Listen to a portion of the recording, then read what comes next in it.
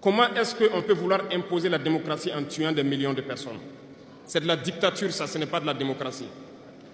Ça ne s'impose pas. Ceux-là qui se disent démocrates, mais regardez, nous avons vu des scènes où on a empêché des gens de rentrer dans des assemblées.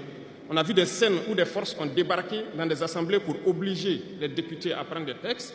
On a vu des scènes plus terribles que ça, où les gens tuent leurs manifestants. Mais eux, ils s'appellent démocrates et nous, on nous appelle donc des putschistes.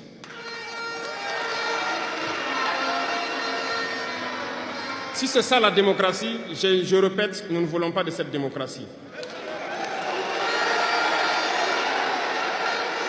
Et quand vous voyez souvent les incompétents, ils ne cherchent pas à savoir quelle est la signification du mot démocratie en réalité. Ils s'accrochent juste à la définition qu'il lui a donnée l'impérialisme et il se met à parler de démocratie sans réellement connaître le fondement. Ça, c'est de l'incompétence. Il faut chercher à connaître, avoir la connaissance, regarder le monde pour redéfinir la démocratie telle que nous le voulons en Afrique. Les incompétents se cachent derrière les libertés. Retenez une chose, il n'y a pas de liberté individuelle qui existe. C'est un fait.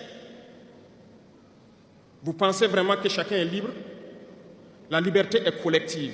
Tant que nous vivons dans une société avec des règles, la liberté est collective.